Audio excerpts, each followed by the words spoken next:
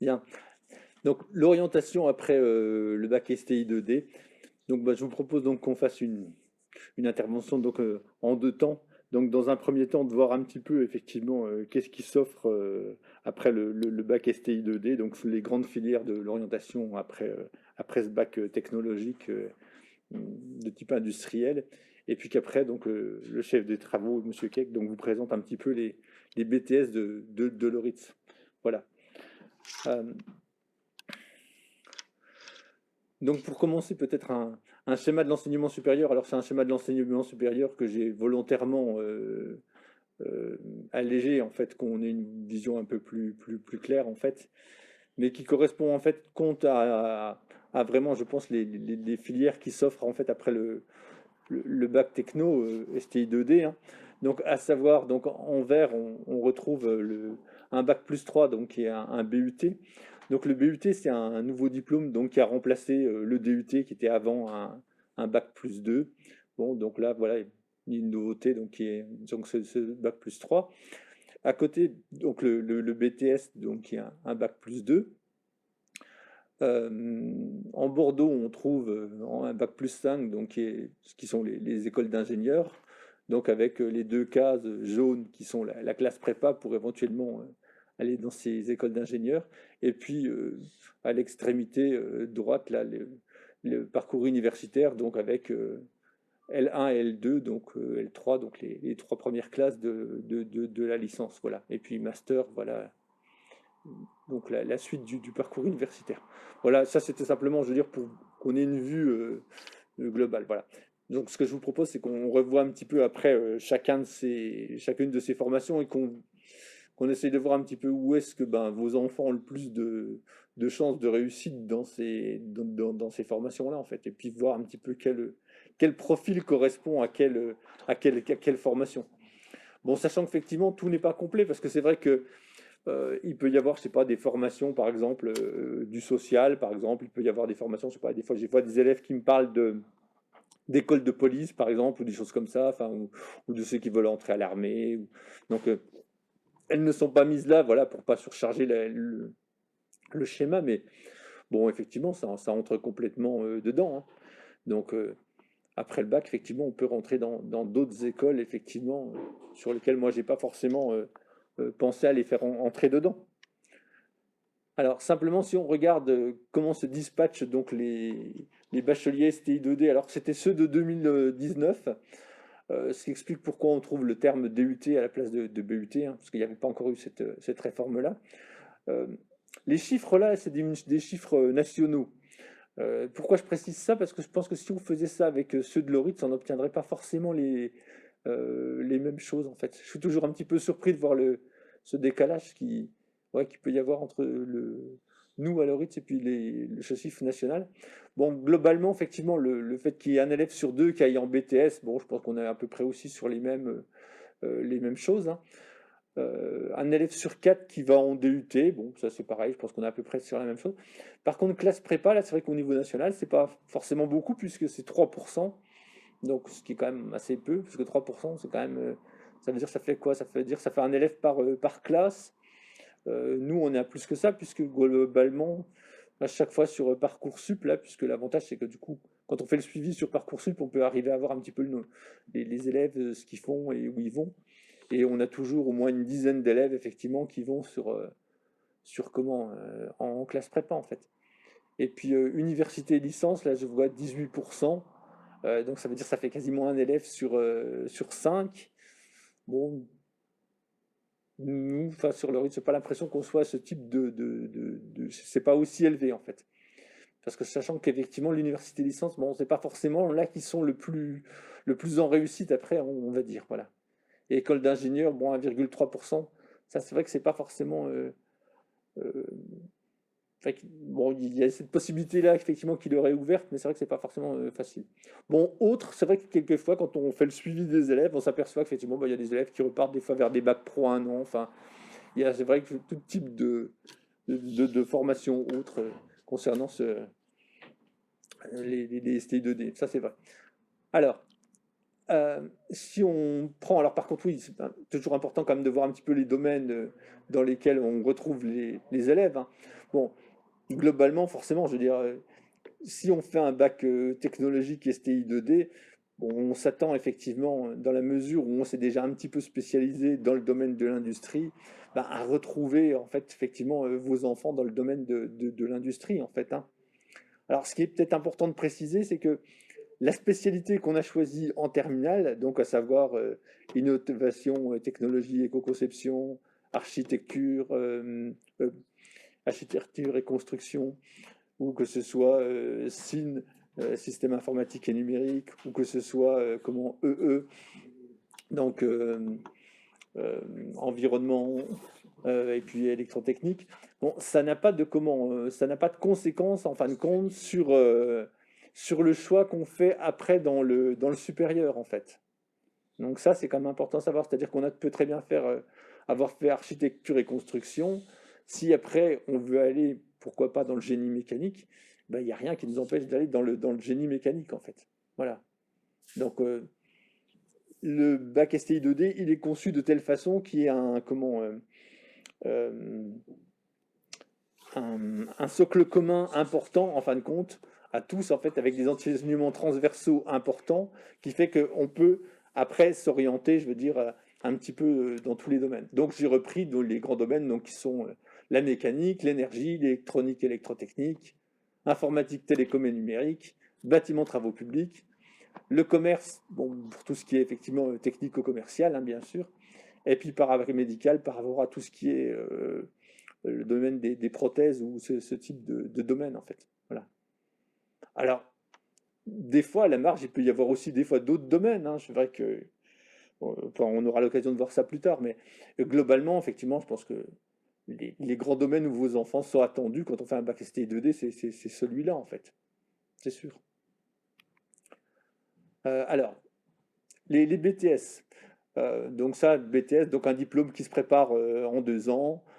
Donc c'est 6 trimestres, voilà, un examen qui se passe à la fin des 2 ans, donc qui fonctionne donc comme le bac, hein, un examen donc terminal, euh, où on a effectivement des périodes de stage, une période de stage qui varie entre 8 et 16 semaines en fonction du BTS dans lequel on est inscrit.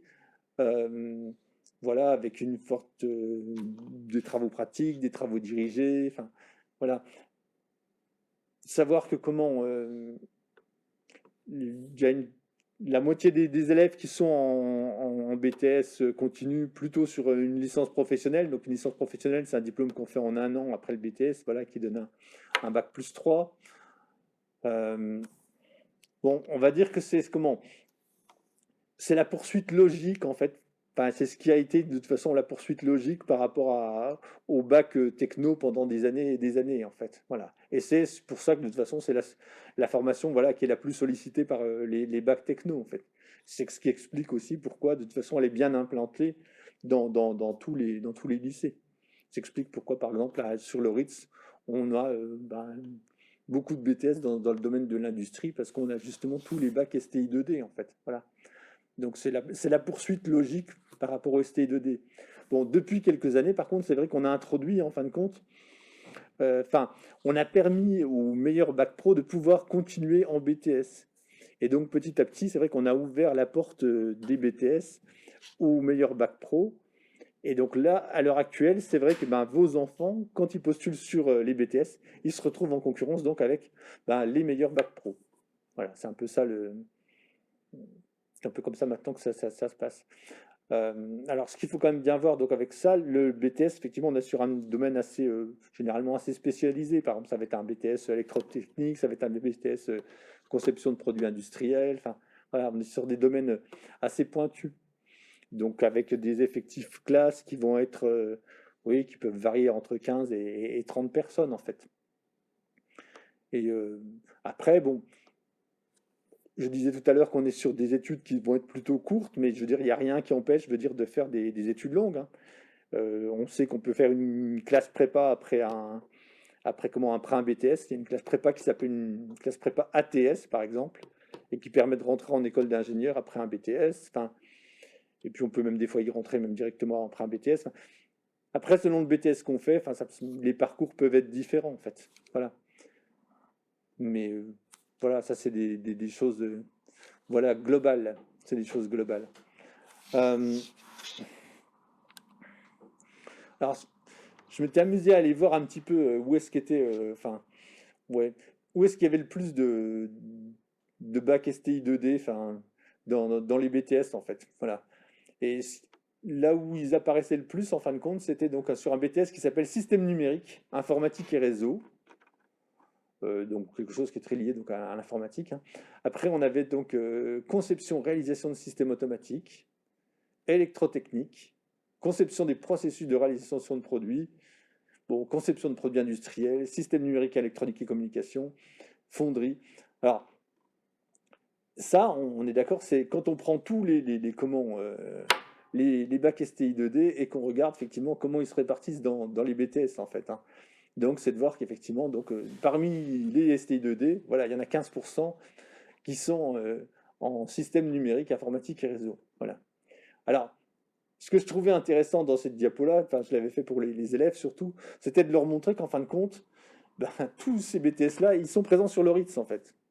Donc, ce qui fera une belle transition pour mon collègue tout à l'heure, parce que là, pour le coup, euh, tous ceux qui sont sollicités par les élèves, là où ils sont le plus présents, parce que des BTS, il y en a beaucoup, hein, je crois, il y a une centaine de BTS en fait. Alors, pas dans le domaine industriel, hein, mais dans des BTS, c'est vrai qu'ils sont très nombreux en fait. Mais on voit bien que pour ce qui est du domaine industriel, par exemple, là où ils sont le plus présents, et bien, de toute façon, c'est ceux que possède Loritz. Donc, pour le coup, c'est quand même, c'est une chance quand même pour vos enfants. Voilà.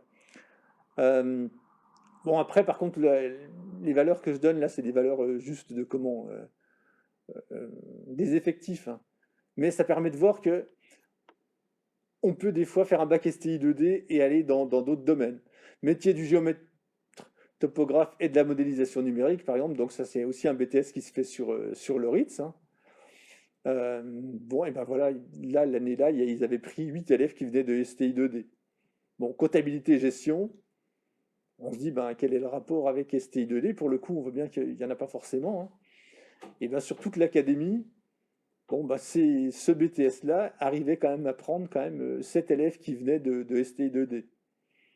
Donc, un élève qui, après tout, je veux dire, serait très, très motivé par ce domaine-là, on voit bien qu'il peut peut-être arriver, je veux dire, à entrer sur un BTS comme ça. Voilà, cette diapo-là, en fait, elle servait à illustrer le fait que si on ne veut pas forcément travailler dans le domaine industriel, bon, bah, je veux dire, on peut peut-être arriver, je veux dire, à faire autre chose. Aménagement paysager, j'ai regardé, là, chaque année, il y a toujours 2 élèves qui vont en aménagement paysager. Or, en STI 2D, je veux dire, ben, on ne fait pas forcément de choses en rapport avec ça, mais bon, bah voilà, il se trouve que manifestement, là, c'est une école qui s'appelle Roville-aux-Chelles, hein.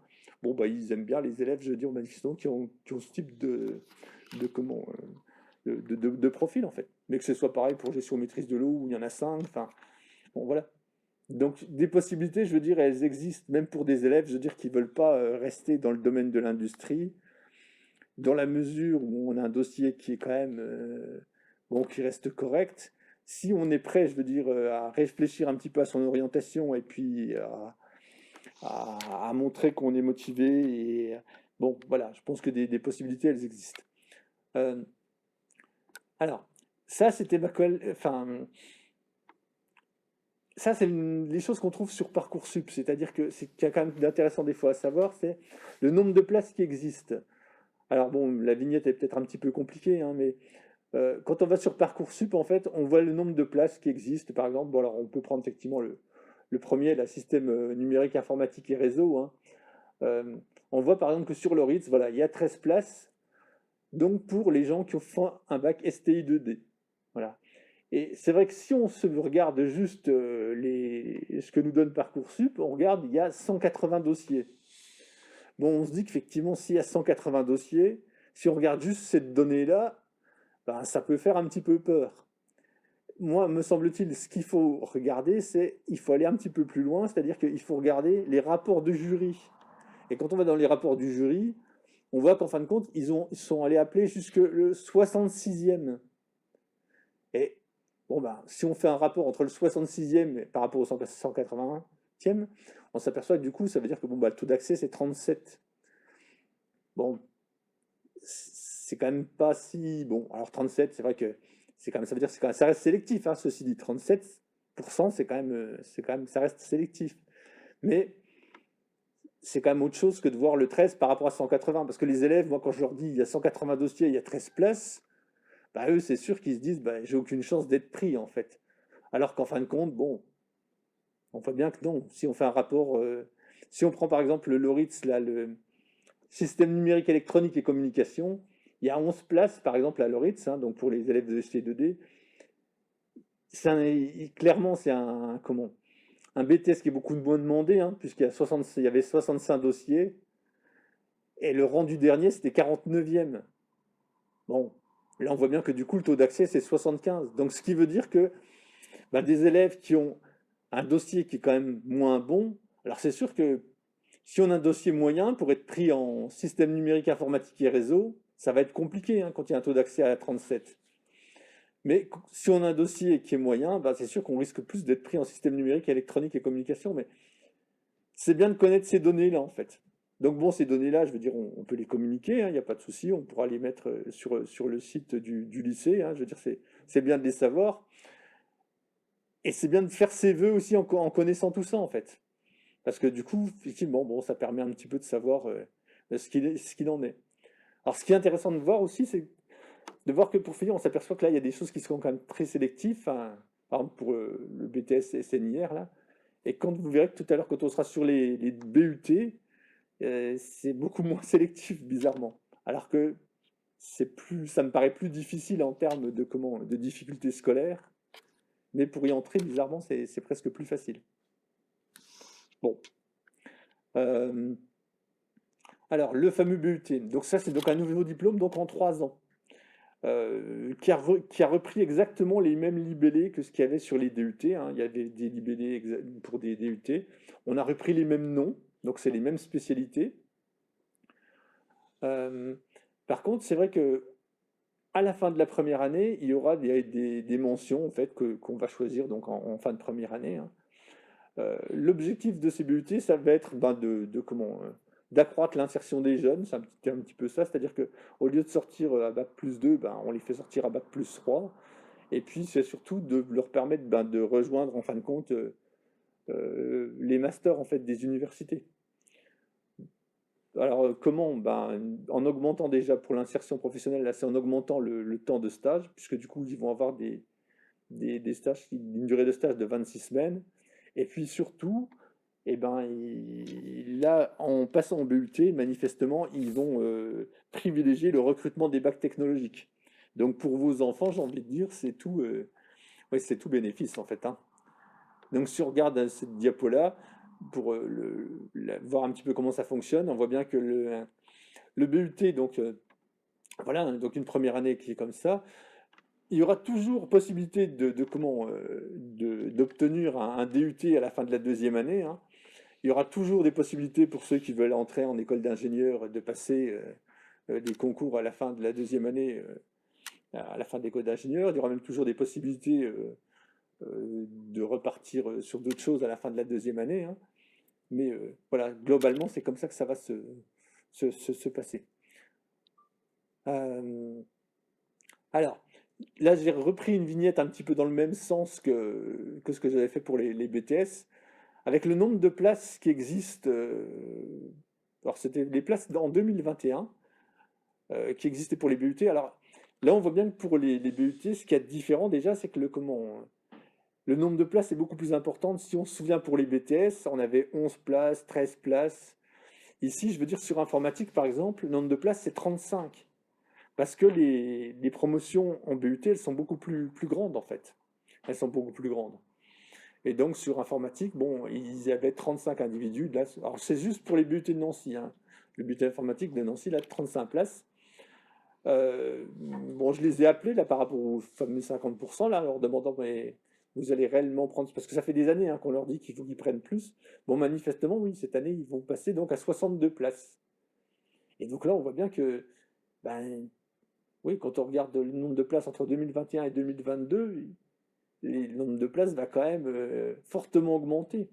Alors, ce qui est intéressant aussi de regarder, c'est le nombre de vœux qui sont faits dans les, dans les différents BUT, là, et avec le nom, le rang, ça veut dire le dernier qui est rentré, en fait. Et puis à chaque fois, bon, l'accès, donc c'est du coup le taux d'accès, donc c'est effectivement. Si vous vous rappelez, les taux d'accès là pour les BTS sur le RIT, c'était 30%.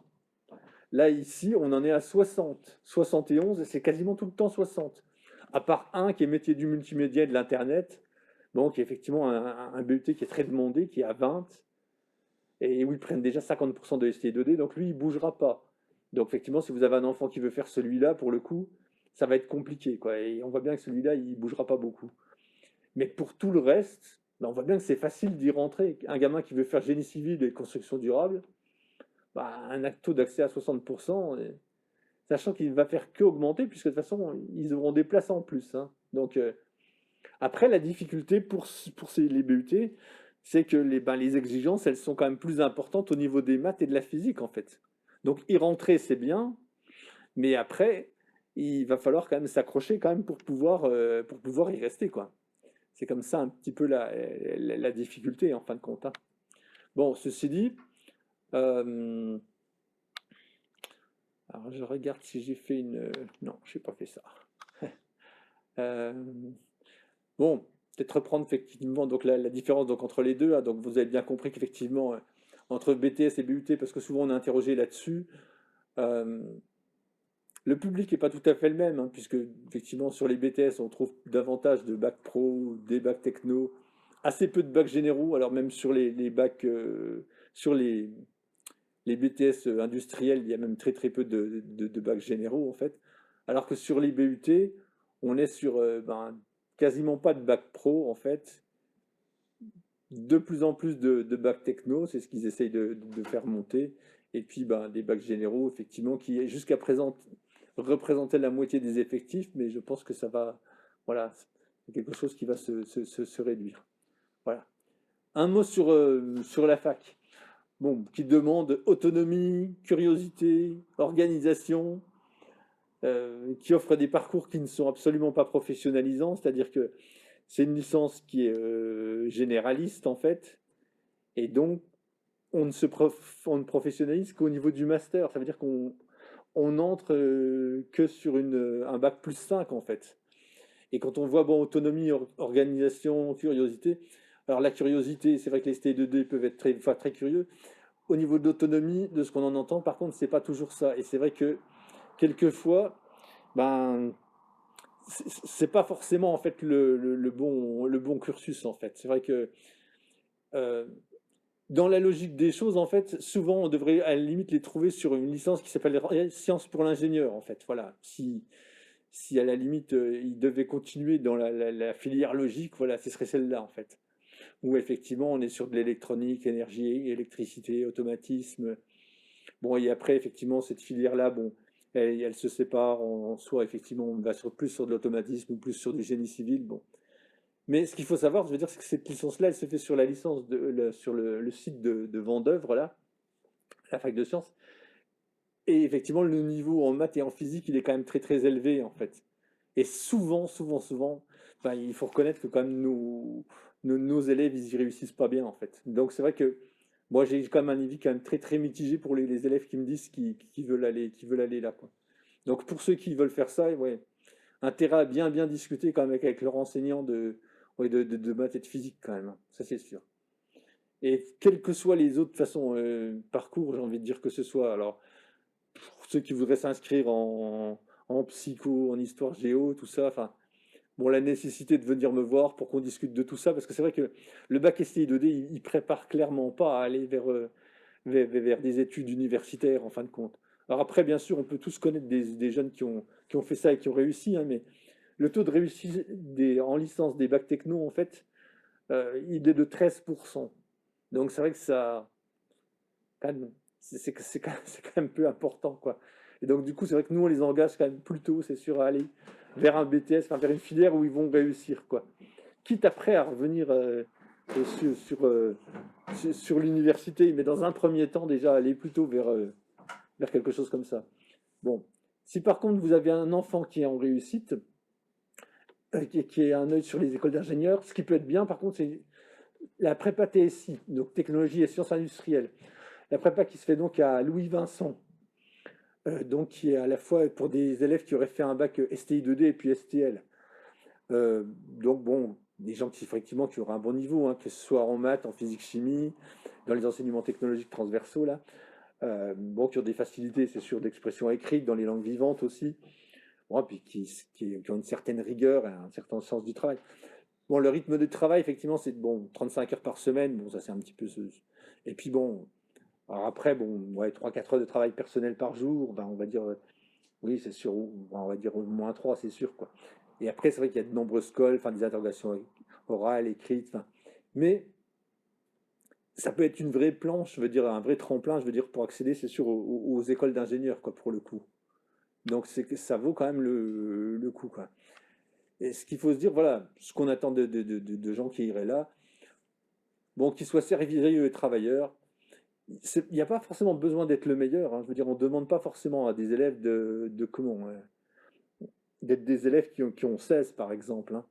Il y a juste qu'il faut effectivement être motivé par les sciences et puis bon, d'avoir un certain esprit d'équipe parce qu'après, de toute façon, dans les métiers d'ingénieur, effectivement, il faut être un petit peu là-dessus, en fait. Mais souvent, dans les classes prépa, enfin, dans ce qui nous est proposé, enfin, les reportages qu'on nous montre, c'est souvent ouais, des super élèves qui vont faire Polytechnique, enfin, et on se dit, bah non, moi je peux pas faire ça. Enfin, et bon, effectivement, c'est des jeunes qui sont scolarisés à Sainte-Geneviève, enfin, ou des choses comme ça, enfin, et qui sont tous en, comment, en classe prépa maths. Bon, mais ce qu'il faut bien se dire, c'est que cette classe prépa-là, je veux dire, c'est une classe prépa particulière, puisque de toute façon, elle est faite en fin de compte pour les STI 2D en fait. Moi, ce que je me disais, que c'est en fait, c'est que c'est un pari quand même assez peu risqué. C'est-à-dire que, bon, en règle générale, ceci dit, il y a assez peu d'échecs. Enfin, quand je me suis renseigné, là, bon, il y a assez peu d'échecs sur cette classe-là. Euh, Si c'était le cas, de toute façon, on peut toujours repartir après, de toute façon, en BUT ou en BTS, quoi. Et même si quelqu'un qui échouerait au concours, par exemple, il peut repartir après en L2 ou en L3. La réussite au concours, de toute façon, elle est de 85%. Et quand on regarde les doublements, elle est même de 100%. Donc on voit bien que de toute façon, des ingénieurs, on en manque. Donc quelqu'un qui va vers ce type de choses, bah, il est assuré de toute façon, ouais, d'avoir une école d'ingénieur au bout, hein. Donc c'est pas, à mon avis, enfin, oui, ça peut être une bonne alternative. Après, voilà, enfin, il faut être prêt à un moment donné à mettre un coup de collier. Mais c'est l'avantage de ces choses-là, c'est que après, quand on passe un concours, ben, on passe un concours que entre gens de TSI en fait. Donc que entre les gens qui ont passé cette prépa-là. Voilà.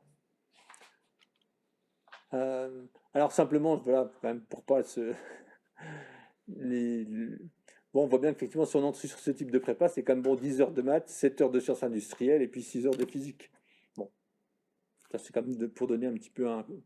Donc ça veut dire qu'effectivement, pour le coup, il faut vraiment des affinités fortes sur ces matières-là. Mais un élève qui effectivement bah, se dit que pour finir, il aime bien les maths et la physique, ça peut être. Enfin, ça peut être bien d'y réfléchir parce qu'on voit bien que dans les élèves que nous on envoie, alors, bien sûr, on peut envoyer des élèves qui ont 15 ans en maths et 15 en physique, hein. C'est vrai que voilà, ce type d'élèves qu'on envoie. Mais quelquefois, je veux dire, des fois, on envoie des élèves, je veux dire, qui ont 13 et 14, hein. C'est pas non plus. Et qui arrivent à la fin quand même arrivent en école d'ingénieur. Donc, pourquoi pas. Après, donc, il y a aussi la possibilité, des fois, pour des élèves d'entrer directement en école d'ingénieur. Bon, là, c'est vrai que le chiffre national, je sais plus, c'était 1,3%. Bon, il faut reconnaître que les possibilités, elles sont assez rares parce qu'il y a un concours qui s'appelle GEPI Polytech. Bon, pour nous, les concours GEPI Polytech, en fait, à proximité, on n'a guère qu'une école, en fin de compte, qui est celle de Metz, en fait, qui offre effectivement 12 places. Donc, pour un élève qui, effectivement, voudrait vraiment rentrer directement en école d'ingénieur, bon, bah, il y a cette possibilité-là, hein. Généralement, effectivement, on dépose un dossier, enfin, alors il y a des épreuves, enfin, des fois c'est que sur entretien, enfin bon, ça dépend. Mais donc voilà, pour des élèves qui veulent se renseigner, ça s'appelle GEPI Polytech, enfin, et bon, de toute façon, ils prennent 12 élèves, hein, et À mon avis, bon, chaque année, on doit avoir comme deux, trois élèves, quand même, je pense, qui doivent y rentrer. Mais c'est vrai que nos élèves n'y pensent pas forcément, parce que comme c'est une école qui est sur Metz, à un moment donné, celle de Polytechnique Nancy était dessus. Et puis bon, ils ont pris des ST2D, après ils en ont plus pris, après ils en ont pris, après ils en ont plus pris. Puis bon, maintenant, manifestement, ils n'en prennent plus directement. Voilà. Donc voilà, ça c'était donc pour ce qui était des grandes voies. Donc après, voilà, ce qui sera intéressant de voir maintenant, c'est de voir le détail donc des BTS qu'offre le RITS. Voilà, donc sur le RITS, il y a effectivement la possibilité dans ces différents domaines, la plupart sont présents. Alors à la fois sur la voie scolaire, donc là vous avez un aperçu de la totalité des BTS, à la fois industriels, mais également deux autres domaines qui ne seront pas évoqués dans cette présentation, c'est géomètre et géologie appliquée. On va plutôt s'attacher sur les BTS dans le domaine industriel, comme le BTS CPI. On a indiqué sur un petit rond, donc le chiffre, ça représente le nombre de places. Ces BTS sont à la fois vous avez la possibilité de vous inscrire sur un parcours voie scolaire, mais également sur l'apprentissage. Sur l'apprentissage, la voie de l'apprentissage, ces BTS sont présents, mais également d'autres diplômes sont présentés sur ce slide. Donc vous avez des licences pro, poursuite d'études après un BTS, et également des mentions complémentaires sur la fibre optique. Si on prend en détail maintenant ces BTS, alors le premier, conception de produits, de réalisation conception de processus de réalisation de produits. Vous avez la possibilité soit de vous inscrire sur un parcours scolaire, soit sur un parcours apprentissage. L'admission se fait par Parcoursup, hein. Alors généralement le niveau requis, comme on vous l'a dit tout à l'heure, hein, c'est pas parce que vous avez fait un bac STI 2D, EE ou ITEC ou SIN que vous n'avez pas la possibilité d'aller vers ce BTS-là. On a quelques places, généralement la plupart des élèves viennent de la filière STI 2D, mais on a également des bacs pro qui sont en lien avec cette formation. Au niveau de cette formation, on a alors donc deux champs domaines, hein. Vous allez avoir un fort pourcentage sur l'enseignement technique, hein. Bon, là, on va plutôt s'attacher sur les compétences, sur les différents procédés de fabrication, mais également aussi l'élaboration d'un projet industriel avec une entreprise ou à l'école. En tout cas, c'est un axe important, ça, c'est que vous allez retrouver dans tous ces BTS industriels le concept de projet.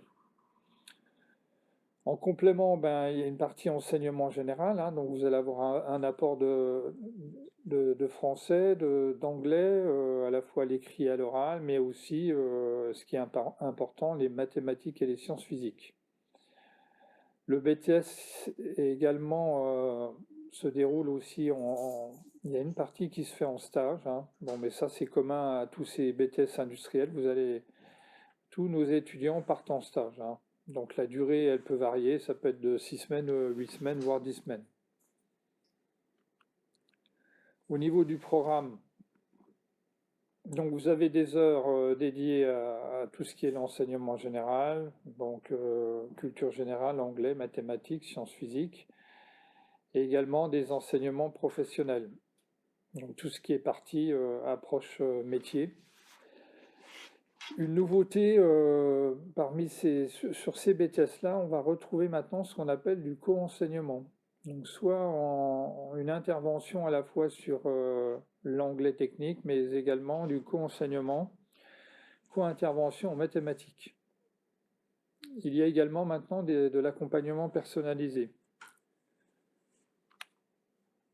Au niveau des épreuves, donc on va retrouver des épreuves en lien avec le domaine général, donc il y a des épreuves de culture générale, d'anglais, de mathématiques physiques, et il y a la partie professionnelle. Bon là, si on voit les épreuves 4, 5, 6, c'est sur le domaine professionnel. Alors, ce qui est intéressant de voir, c'est que c'est quand on regarde ces épreuves-là, la plupart se font en contrôle en cours de formation. Vous avez encore quelques épreuves ponctuelles, comme en culture générale et expression. Une épreuve plus technique, conception préliminaire, l'U41, là, c'est un écrit de 6 heures, mais quand on regarde le reste, vous voyez que c'est écrit CCF, donc ça c'est des contrôles en cours de formation, et ça peut parfois rassurer les étudiants justement d'être plutôt évalués en cours d'année par ces enseignants que d'avoir une épreuve écrite finale. Sur ce BTS-là, l'espace de travail, donc on est sur du CPRP, on a à la fois une partie conception et une autre partie qui sera dédiée plutôt à la fabrication. Donc on va retrouver les machines-outils classiques à commande numérique qu'on retrouve pour fabriquer. Donc le lycée est équipé de salles spécifiques et un atelier où on va retrouver des machines-outils, donc des tours, des centres d'usinage et aussi de l'impression 3D. Il y a à l'aspect, sur la partie conception usinage, vient se rajouter aussi le contrôle des pièces. Et là, on a aussi également un espace dédié à tout ce qui est mesure, visio et contrôle de ces pièces-là.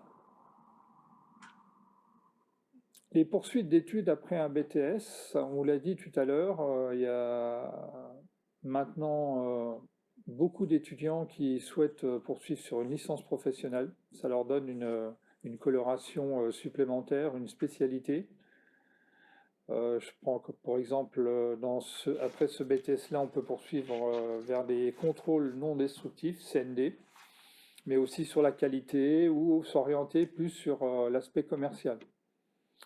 Il y a également la possibilité ça reste à la marge, de poursuivre en école d'ingénieur, ou ce qu'on vous a dit également, il y a une prépa spécifique ATS, où là on vous prépare à aller aux grandes écoles. Et la prépa ATS dans l'académie est à Épinal. Les débouchés professionnels, vous avez le titulaire du BTS CPRP devient technicien méthode, industrialisation, hein, ou alors technicien d'atelier. Alors il peut à la fois s'intégrer dans des machines, des entreprises manufacturières en tant que technicien d'industrialisation. Alors quelques exemples sur la région, ou même un peu plus loin, vous avez le CIRTES, Mersenne, Aubert Mécanique. Ça, ce sont des entreprises qui accueillent, en tout cas qui embauchent. Mais il y en a beaucoup plus que ça, hein. Sur la voie de l'apprentissage, hein, on a également la possibilité de s'inscrire sur ce BTS-là. Les BTS à l'ORITS se font soit à la voie scolaire, ou vous avez la possibilité, comme je l'ai dit tout à l'heure, de poursuivre sur la voie de l'apprentissage. Donc c'est un groupe spécifique. Le volume horaire est différent. Vous avez 750 heures par an, 21 semaines à l'école. Mais le diplôme est identique, hein, que ceux qui sont en scolaire. Ils passent les mêmes épreuves.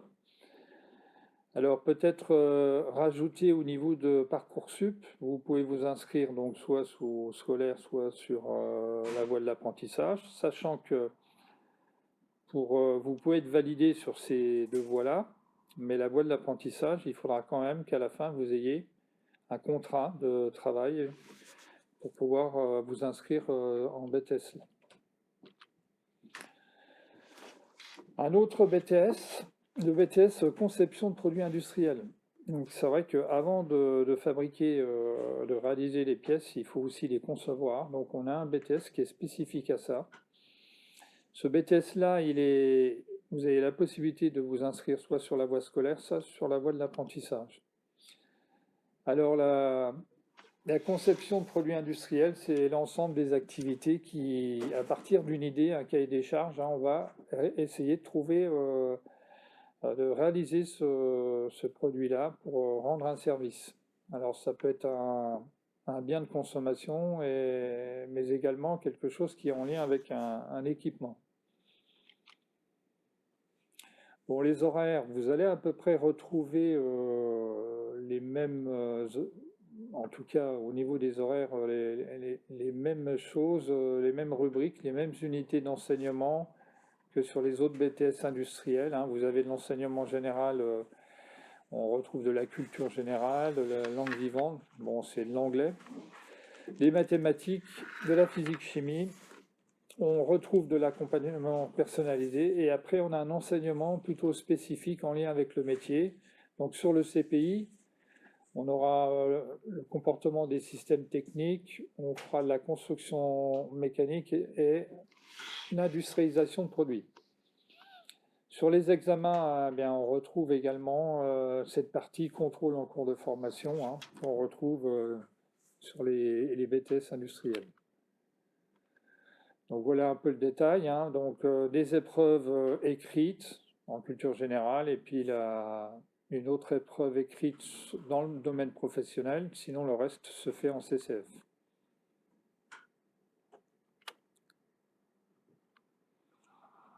Une section à 15 étudiants, un enseignement technologique donc qui représente 70% des horaires. Vous avez également un stage en milieu industriel, hein. Là c'est en fin de première année, une durée de 8 semaines. Et en deuxième année, on va retrouver la même philosophie, on réalise un projet.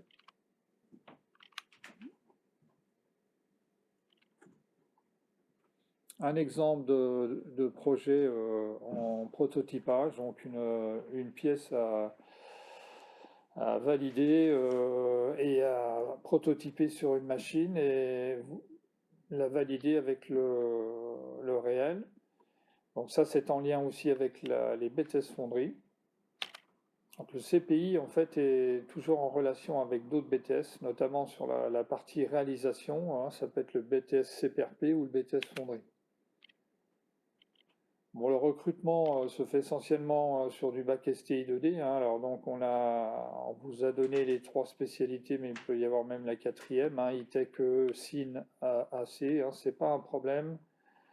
Le bac STI 2D, la spécialité que vous avez n'est pas une contrainte, en tout cas vous ne vous engage pas dans un domaine bien particulier, hein. L'intérêt du bac STI 2D maintenant, c'est de vous apporter une culture technique suffisante pour vous permettre après de choisir votre BTS.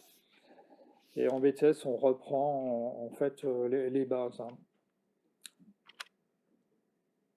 Voilà un peu le pourcentage. Donc les emplois occupés par ces BTS, on va les retrouver plutôt dans les bureaux d'études.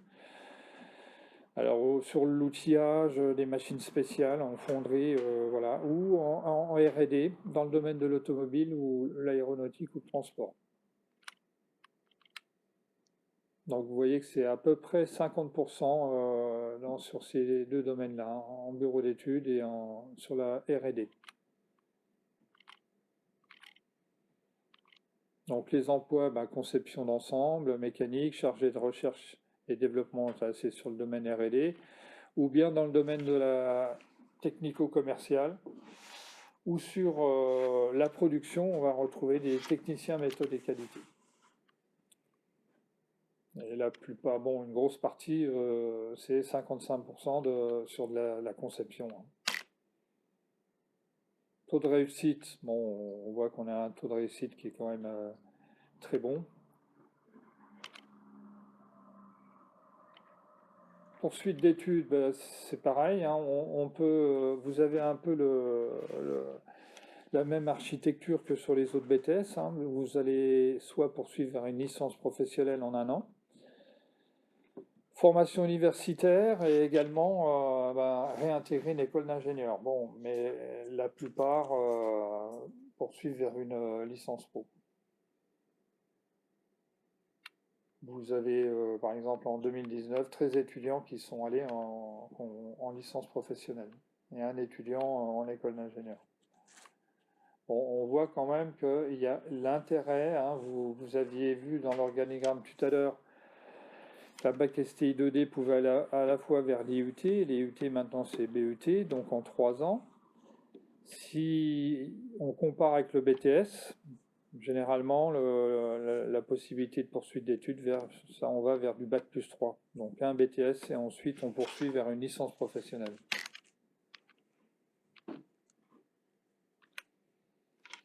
Bon, je passe les exemples rapidement, hein. Donc là, vous aviez un projet industriel avec un manège où il fallait concevoir des pièces, un dispositif de surveillance. Donc là, on a de la conception, CAO, et après, on va réaliser. Là, c'est un autre exemple sur un vélo électrique où il fallait créer, suite au changement de moteur électrique, modifier le carter. Là, c'est sur une autre entreprise, on est sur une structure de brise-soleil. On doit concevoir une pièce.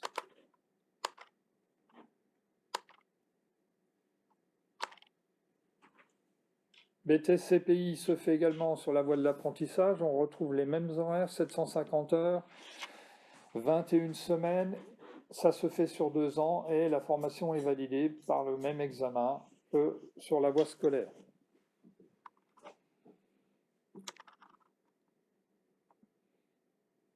Le BTS CRSA. Alors là, c'est pareil, vous avez la possibilité soit de le faire sur la voie scolaire, soit sur la voie de l'apprentissage. Le CRSA va étudier les machines et on va lui demander d'être capable de réaliser des modifications ou des créations pour que la machine soit automatisée complètement, qu'elle puisse fonctionner de manière autonome. Alors dans le CRSA, il y a plusieurs domaines, hein. Sur le CPI, on était plutôt sur la conception, des études mécaniques. Là, quand on voit le CRSA, il va balayer un champ beaucoup plus large. Il est à la fois sur le domaine de l'énergie électrique, à la fois sur le domaine des automatismes en faisant des programmes, et également sur le domaine de l'énergie pneumatique ou hydraulique. On va retrouver, pourquoi? Parce que dans une machine automatisée, on retrouve ces différents domaines, hein. Il y a des automates, il y a de la mécanique parce qu'il faut concevoir des pièces pour créer des mouvements, et il faut de l'énergie. Donc je passe assez vite. Là, le domaine de l'énergie électrique. Vous avez l'énergie pneumatique en détail. Donc ça, on revoit tout ça avec les étudiants, hein. On repart, parce qu'ils n'ont pas forcément étudié ça en STI 2D. Donc on va leur apprendre les bases en première année. Et les automatismes qu'on retrouve. On fait de la CAO, donc on va concevoir les pièces, les dessiner, pour ensuite les réaliser.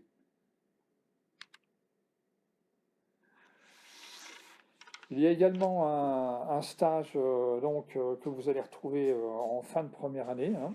Comme la formation sur voie scolaire, hein, 6 semaines.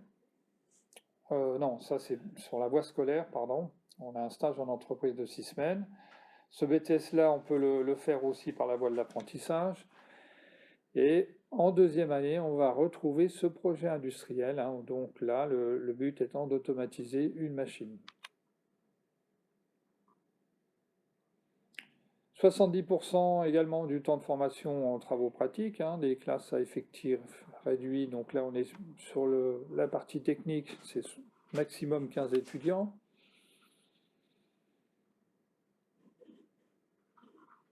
Les différents domaines d'activité, vous allez retrouver l'aéronautique. En fait, dès qu'il y a des machines automatisées, hein, tous les secteurs sont concernés. Et maintenant, on a de plus en plus de demandes sur la partie robotique.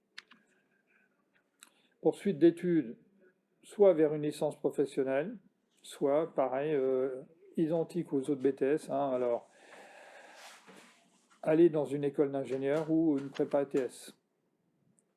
Les débouchés avec un CRSA, eh bien, ça va être un technicien qui va être chargé de la maintenance des machines automatisées sur un parc ou la mise en service. Ça peut être aussi chez des concepteurs de machines automatisées ou sur l'aspect technico-commercial. et peuvent à moyen terme ou à long terme se retrouver responsables d'une équipe de production. Le BTS CRSA, sur la voie de l'apprentissage, on est sur les mêmes volumes horaires que les autres BTS, 750 heures par an, 21 semaines, et la formation, eh bien, on retrouve le même examen qu'en scolaire, donc sur ce BTS. On passe maintenant dans un autre domaine, sur le BTS électrotechnique. Donc là, on est sur un champ spécifique, l'électricité. Ce BTS, vous avez la possibilité de le faire soit sur la voie scolaire, soit sur la voie de l'apprentissage. Bon, le domaine de l'électrique est assez large, on est à la fois sur la création d'énergie électrique, donc on va retrouver les grands secteurs d'activité comme la production, sur l'éolien, le solaire, les barrages, les centrales. Donc les gros groupes comme EDF ont besoin d'électrotechniciens. On est aussi sur le transport de l'énergie. Donc là, en France, c'est plutôt RTE. Et puis aussi l'utilisation de l'énergie électrique, c'est tous les secteurs d'activité, dans le transport, dans les usines, l'aérien, les villes, dans les bâtiments, tertiaires ou individuels. Les emplois d'un technicien supérieur en électrotechnique, eh bien, on va retrouver tout ce qui est aussi technicien chargé d'études. Ceux qui sont sur le terrain, donc les techniciens d'essai, de chantier, les techniciens de maintenance dans les industries, ou alors plutôt l'aspect commercial.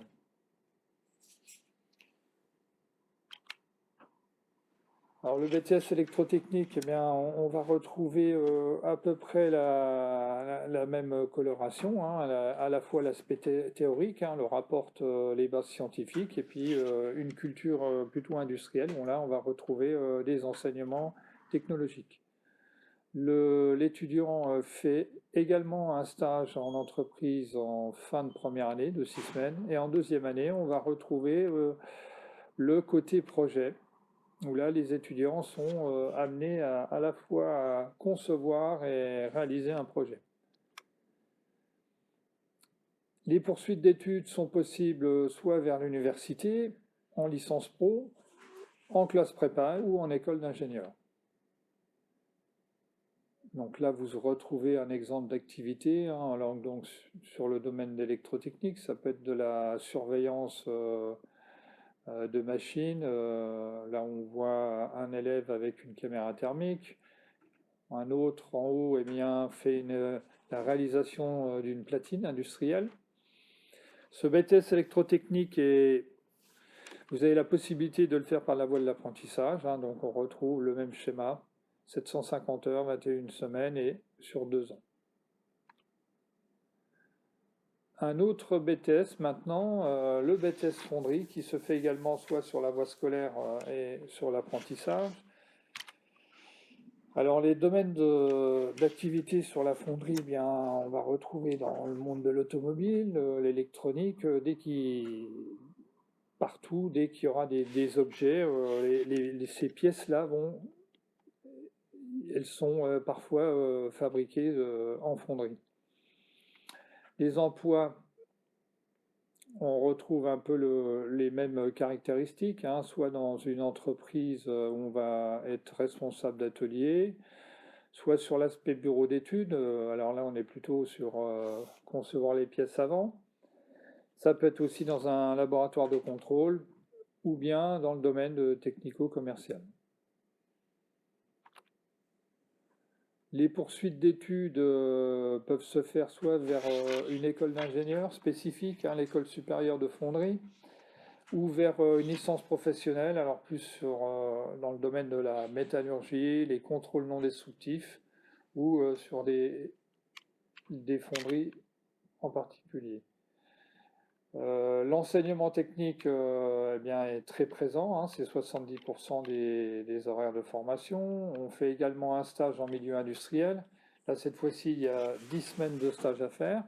Et à la fin, en deuxième année, on leur demande de faire un projet industriel.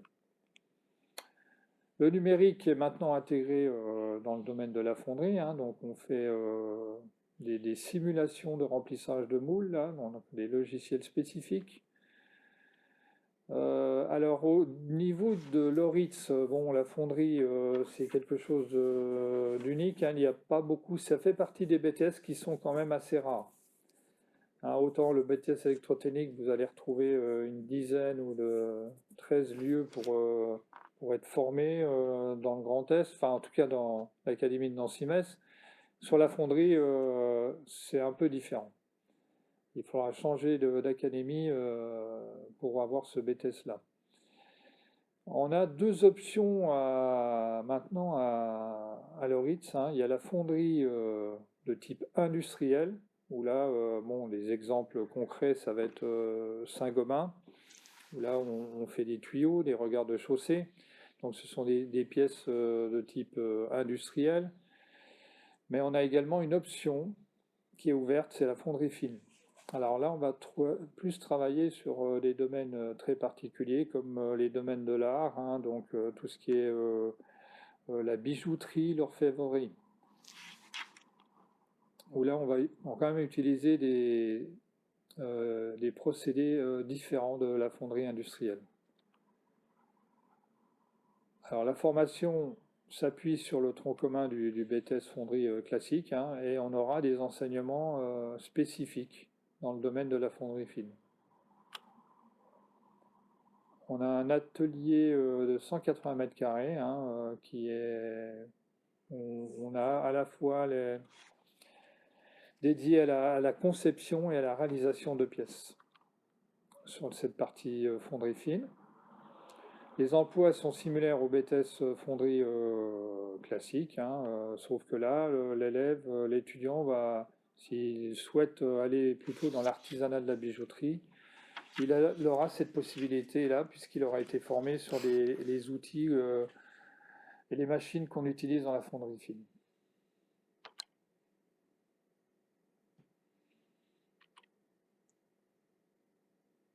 Ce BTS, donc, vous avez également la possibilité de le faire par apprentissage, c'est 750 heures par an, on va retrouver le même schéma, hein. Et le diplôme, c'est le même examen que les scolaires, hein, et c'est validé au bout de 2 ans. Un autre domaine, hein, qui avait été présenté, c'était tout ce qui était le domaine de l'électronique. Donc vous avez le BTS système numérique, SN. Il a deux options. Alors on a les deux options à Loritz, hein. On a l'option électronique et communication, qui se fait à la fois sur le scolaire et l'apprentissage.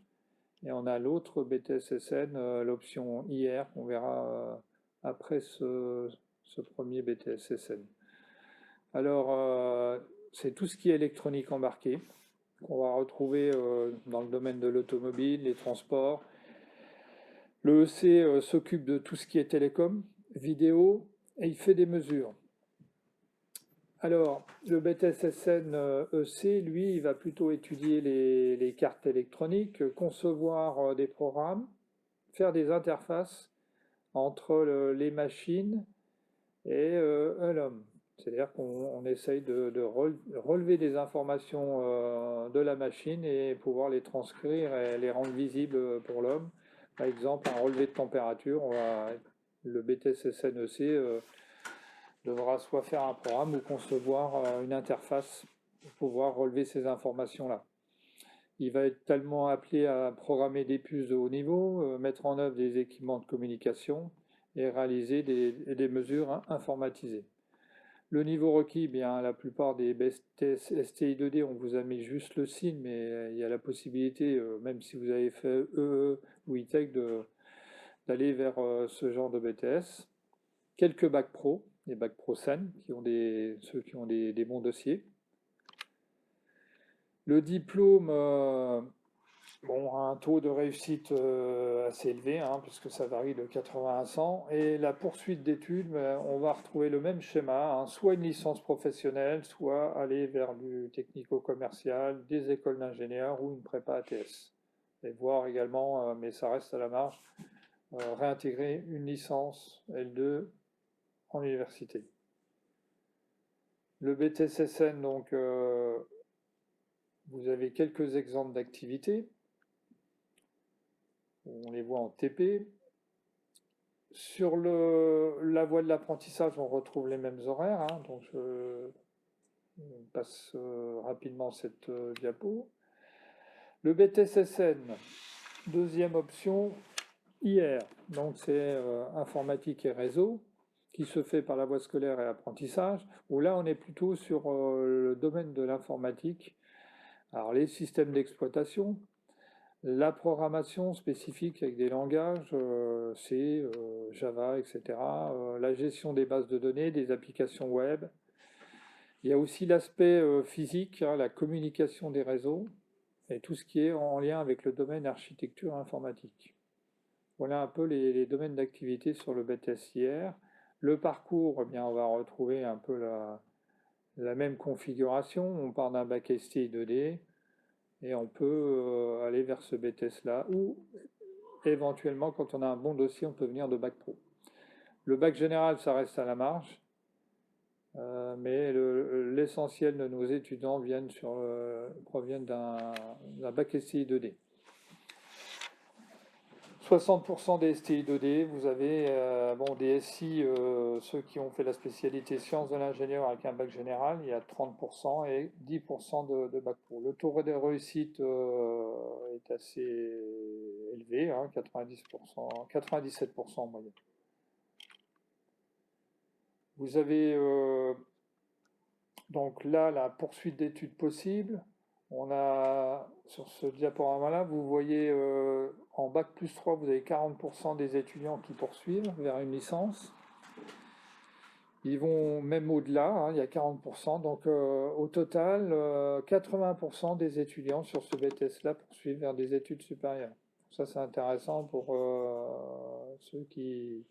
Hein, on avait évoqué le fait que des EUT préparaient plus à des poursuites d'études supérieures après un BUT, mais le BTS, certains BTS sont assez... il y a quand même la volonté, en tout cas vers un BTS, bien que ça soit quand même un diplôme professionnalisant, hein, on prépare des techniciens supérieurs, mais on s'aperçoit au fil du temps que nos étudiants, ils ont la volonté d'aller vers des licences professionnelles. Donc ils poursuivent, ils ne vont pas vers la vie active, hein, ça représente seulement 20%. Bon, les secteurs d'activité sont assez larges, hein, ça peut être des grands groupes, les banques, les assurances. Dès que l'informatique est présente, eh bien, on retrouve tous ces besoins sur l'administration, des sociétés spécifiques de services, hein, dans le domaine de l'informatique ou alors dans l'industrie. Les métiers, c'est les métiers ça peut être des développeurs de logiciels, des administrateurs de réseaux, de systèmes. Ils peuvent être aussi gestionnaires de parcs informatiques sur des grands ensembles. Il y a également aussi l'aspect, on retrouve l'aspect technico-commercial.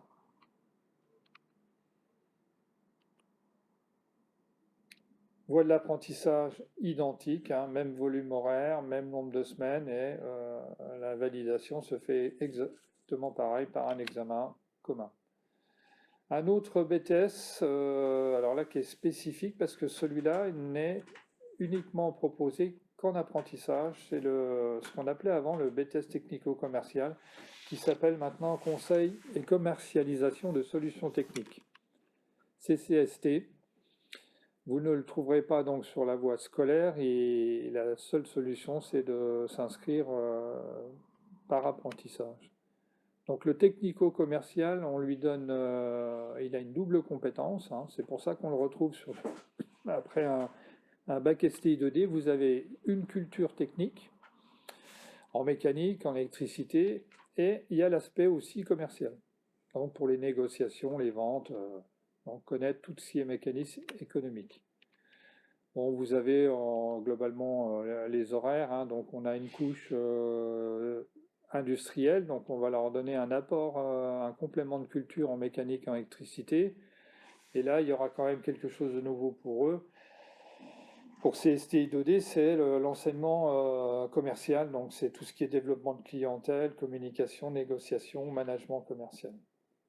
Et également une gestion de projet que vous allez retrouver. Donc c'est un total de 748 heures. par année. L'alternance, c'est un exemple de calendrier. Donc, vous voyez à gauche, donc sur un mensuel, eh bien, une semaine, l'alternance se fait une semaine en entreprise, une semaine au lycée. Et bon, généralement, c'est maximum 2 semaines, hein. Les vacances scolaires, généralement, se font en entreprise, hein.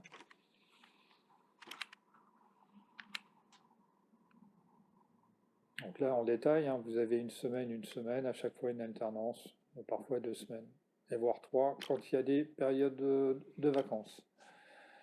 Il y a un lien avec donc l'entreprise, hein. Alors, l'alternance fait en sorte que les compétences, toutes les compétences ne viennent pas de l'école, hein. Donc, l'entreprise a un rôle aussi. Elle a un rôle de former nos apprentis, donc les compétences sont partagées.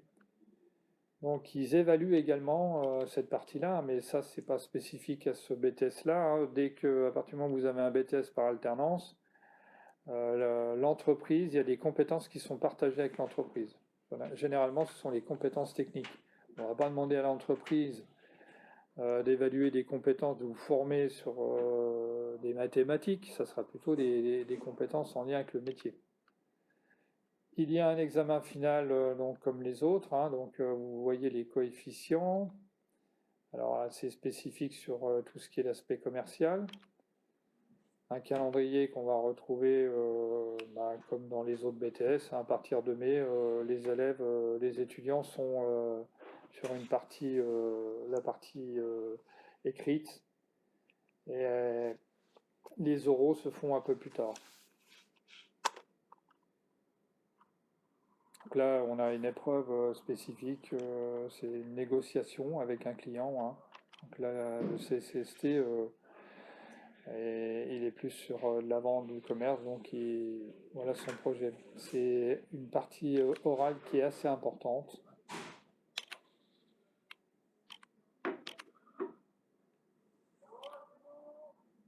Taux de réussite assez élevé, 100%.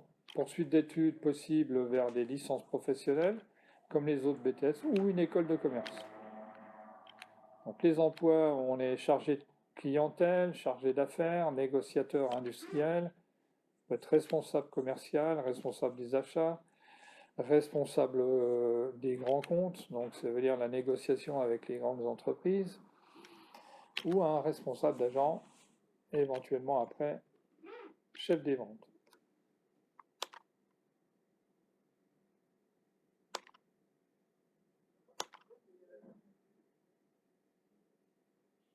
Quelques photos, les mêmes horaires. Bon, les contacts sur la voie scolaire, on vous le rappellera. Donc, sur la partie BTS, si vous êtes intéressé pour avoir des détails supplémentaires par rapport à ces BTS présentés, n'hésitez pas à nous contacter, nous envoyer un mail. Et sur la partie apprentissage, il y a également un coordonnateur pédagogique. On vous répondra volontiers par rapport à vos demandes.